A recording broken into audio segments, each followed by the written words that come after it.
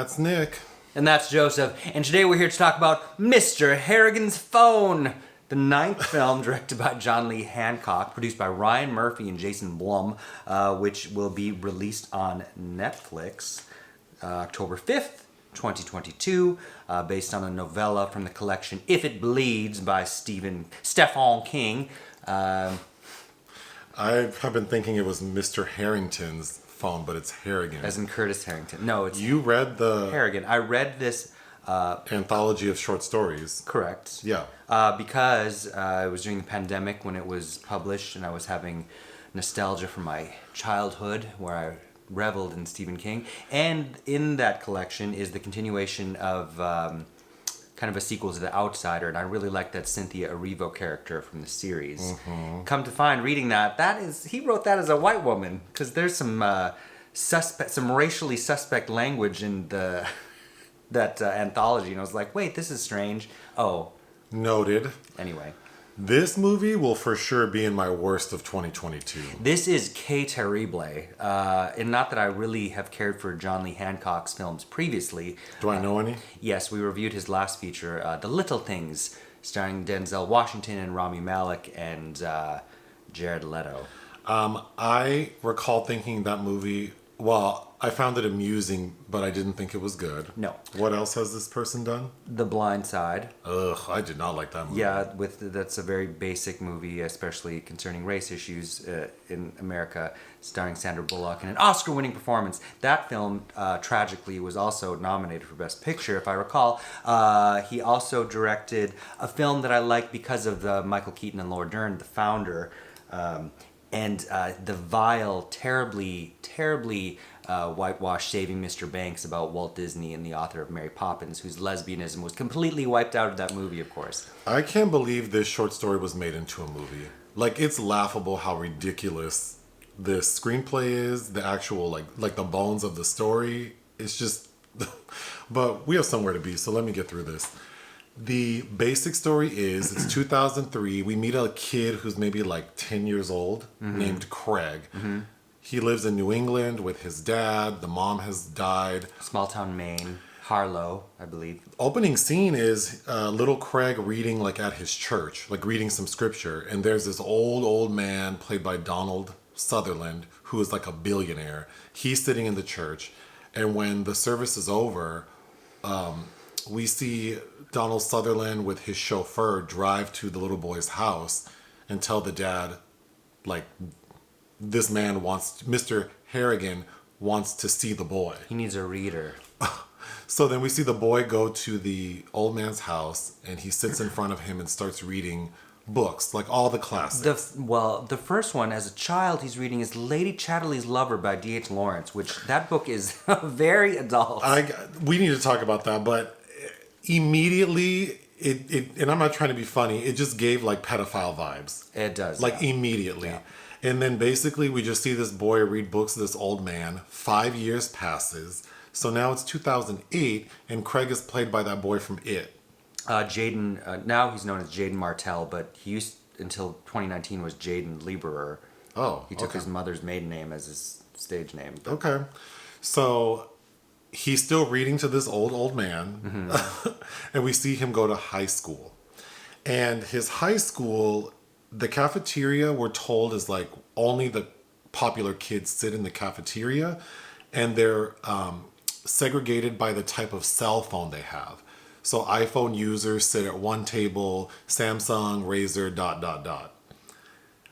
Craig doesn't have a cell phone. Okay, he asks his dad for one. The dad's like, nah, we don't need it. This is a small ass town. You could just yell across the road and get what you need. So Mr. Harrigan, for every like holiday or Christmas or birthday, gives Craig one lottery ticket. So we see on one Christmas, Craig scratches the lottery ticket and he has won $3,000. And then we see that his dad gifted him an iPhone. So we see him using it at school. He tells Mr. Harrigan. Mr. Harrigan's like, oh, no, I don't use that technology, radiation, blah. But with the $3,000 he won, he ends up buying Mr. Harrigan an iPhone and showing him how he can like read the Wall Street Journal and check the stock market, blah, blah, blah. So they start having like conversations over the phone. Plus, Craig, all these years, still visits him 3 times a week. One day Craig shows up and Donald Sutherland is dead. To wrap it up, Donald Sutherland had like gifted Craig in his will $800,000, which he's supposed to use for college and his career. And then we see that Craig buried Mr. Harrigan's phone with him. So Mr. Harrigan's phone is in his casket. And then, of course, one day, and this is at the 42-minute mark when Mr. Harrigan dies. So we're almost an hour in when anything remotely creepy happens. And that's when Craig's cell phone rings, and it's from Mr. Harrigan. So there's a bully in school. Who's in his phone as Pirate King. Yeah, he calls him Pirate King. And the song that they chose for each other, The ringtone is Tammy Wynette's Stand By Your Man. which just adds to the pedo vibes, but whatever. So there's a bully at school, the I've ever seen, who's so awful to Craig and beats Craig up. And after Mr. Harrigan has died, Craig like sends him text messages saying, "I miss you. Thank you for this." I'd give back the money if you were here. Leaves him voicemails. And one day he says like he wishes that what's the bully's name? Kenny. Kenny. Well, and he beats him down at the like a prom or something. yeah. And then Kenny dies mysteriously. And immediately Craig thinks Mr. Harrigan's ghost did it. And then we fast forward to Craig going to college. And he gets a call one day saying his favorite teacher, this black lady who was very nice to him, was killed by a drunk driver. So of course Craig is upset, comes back home, attends the trial and sees that. Does he go to the trial? Whatever. The man who killed his teacher got off because it's like this rich guy and he got a slap on the wrist. So then we see Craig go back home because in between when his bully died in college, he got freaked out. He got a new phone. Exactly. But he kept the old phone. So Craig goes and gets the old phone and calls Pirate King and says, "I wish that this drunk driver were dead." And then the drunk driver dies. And when Craig finds out how the drunk driver died, which is he suffocated himself by swallowing soap, a brand of soap that his teacher used to use, he's convinced the ghost of Mr. Harrigan did it. So then Craig goes to the cliff of the ocean, throws his old phone in the ocean, the end. Yep. This shit is so dumb. It is unbelievably dull and inadvertently campy. We were talking earlier, the reason short stories work because there is no need for certain development, right? Yeah. We just accept that the situation we're presented in this 10 minutes short or these 6 pages is what it is. But then whoever adapted this into a screenplay, John just Lee Hancock. stretched the shit out. Without any kind of character development. Because Which is why all the sinews and tissues between the characters seem real weak. Like Craig's father, who we're told in this monotonous, omniscient narration, used to be the salesman of the month all the time until his mother died, until Craig's mother died, and now he doesn't sell so much anymore. And apparently there are no other women in the small And the town. dad's attractive, so it makes no sense that... And he's always home. Always home. And...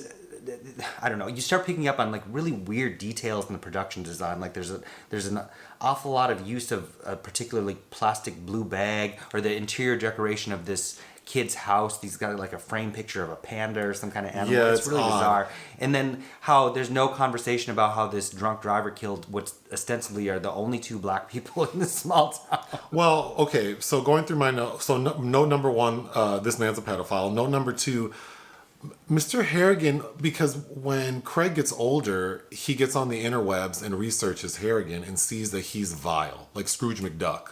Or Lionel Barrymore in It's a Wonderful Life. Or Leona Helms. Literally the headlines are employee commits suicide because the work is so hard. I think he's just an awful person. Queen of mean. He's the queen of... Donald Sutherland is the queen of mean. Somebody should have given John Lee Hancock some better headlines to write So on these articles about him. So then it's why there's no understanding of why this old man wanted this boy to read to him. it just reads like that creepy old man in Family Guy. Like, I just don't understand. Like, he just like seeing his ripe pink lips reading the words. Like, I don't understand why this man wants this boy to read to him. Then Craig has read all of the classics. Yeah. What, Dostoevsky, and I mean, he's reading adult level shit. They're doubling down on Joseph Conrad's The Horror. And has read them multiple times over the years. Yeah, but has no comprehensive. He does. There are a couple scenes where it's sort of displayed that he understands some of the symbolism and he thinks about these works. So one would assume that he's like a mature young man, but then the way his dad talks to him is like when a 5-year-old, like, their goldfish dies and you have to explain death, because the first time when the bully dies and Craig tells his dad, I think Mr. Harrigan did it, like the ghost did it. Well, he's receiving texts that are gibberish. And he's saying, like, Mr. Harrigan's not dead, we buried him alive. And that's when the dad is like, I didn't want to tell you this, but Mr. Harrigan had a heart attack, so an autopsy had to be done. So, like, he's dead. Someone cut his ass open, he's dead. And I'm like, this teenage boy. He's like, I didn't want to tell you because that would prey on your mind. What? What? He's been reading this is outrageous. Okay. The cafeteria with the cool kids and the cell phones. Okay, because the movie's PG-13. So then I'm thinking, who's going to watch this? The like teenagers who like whatever his name is, Jaden Mitchell, but then this movie seems so delayed, and it's also set in a period before these kids were born. Mm-hmm. So they're not gonna. It just feels so lame. Then I guess if you're like a Donald Sutherland fan, I mean, he doesn't have much to do. I don't know. I just don't know who this movie would appeal to. Not me. Then for the portion of the film where Craig is trying to convince Mr. Harrigan he needs a cell phone, it really felt like 15 years ago. Remember on TV when they would have the ads for like senior citizens need cell phones and they have like an emergency plan? That's what it felt like. Like, what are we watching? This is not a horror film. Like, it felt like a commercial. Mm-hmm. Yes. Well, and then, of course, because Donald Sutherland, as Mr. Harrigan, has that monologue about, what about fake news? Oh, then Then Mr. Harrigan says, I've been playing with this cell phone and something occurred to me. Like, all of this is for free. But then this all comes from newspapers that I read and pay for. So, and then essentially what he's describing is like data mining. And like questioning that this is inevitable, and then fake news, and whoever wrote this is just. Well, Stephen, this is, because he has that movie Sometimes They Come Back. This should have been called Sometimes They Call Back. It has elements of like early wave J horror where technology was the major thing that we're metaphorically supposed to be afraid of. But Craig's little narration about Mr. Harrigan makes it sound like he's in love with him. So again, it's so awkward. Like, what happened between these two over the years that this teenager is like obsessed with this old man? It's so emotional. And then his relationship with the teacher, played by Kirby Howell Baptiste, is also a little like, wow, you guys seem real close, and I don't know why. Well, then there's a moment where he's like, you smell really nice, and it's like he wants to kiss her. That was weird. Like, he has boundary issues. Then when Craig shows up one day to like his normal routine to read to Mr. Harrigan, Mr. Harrigan's dead, and his housekeeper's not there because it's Tuesday. She doesn't work on Tuesday. So Craig calls his dad in a panic. He doesn't know what to do. Fair. And then the dad says, well, just wait till the police come. Wait outside. And Craig sits his ass down in front of this corpse and starts reading A Tale of Two Cities. Very emotionally. It's very uncomfortable in a lot of scenes. The school bully is the most gross character I've seen in a while. Like, reprehensibly repellent. It's just unreasonable. But really also goofy, and they dress him like as this gothic Sasquatch, which is interesting. Then, as Craig is trying to figure out more about Mr. Harrigan, he finds out that after he dies, the housekeeper says, oh, Mr. Harrigan was vengeful, and he used to have like a gardener who he fired because he stole from him. And then, well, I'm not going to tell you what he did. So then Craig goes to visit this gardener in this trailer park, this community of trailer homes. And then one of the neighbors is like, oh, you didn't know? He committed suicide in that garage by carbon monoxide poisoning. And then spray painted on the garage door is F-U-H, which obviously means fuck you, Harrigan. And the lady goes, no one could figure out what it meant. What? What was that shit from Dreamcatcher? SSDD, same shit, different day. Done it. So Yeah, stupid. Stephen King's writing sometimes, and of course modified through someone else that can't write very well. I like that he's reading Upton Sinclair's The Jungle. He's like, that's socialist claptrap. Then when Craig goes to get a new cell phone, he like goes to the phone store, and the salesperson helping him, this little gay boy. That scene was so crunchy. The acting, just everything about it was like, I can't believe this was a movie that was made.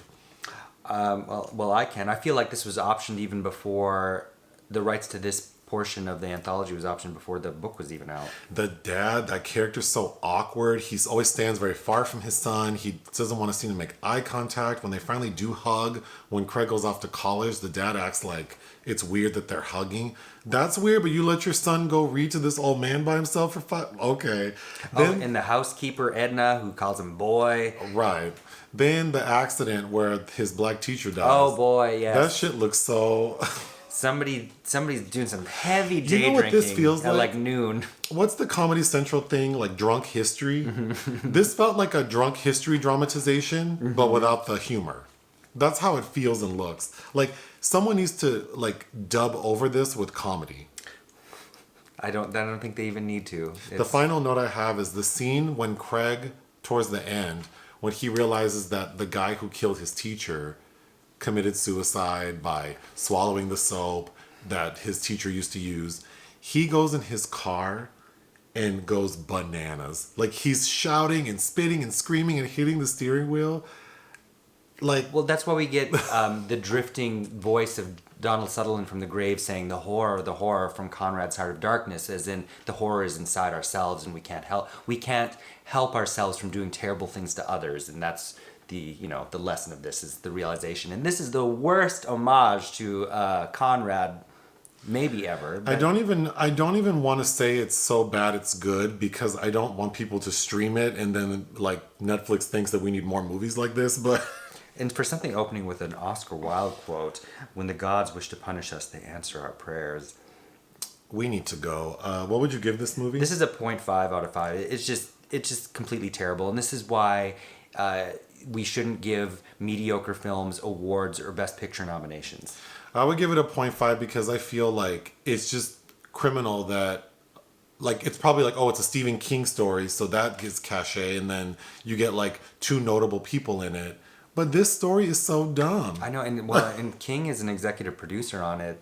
Isn't he blind? No, I mean he's very thick glasses, but Maybe he was.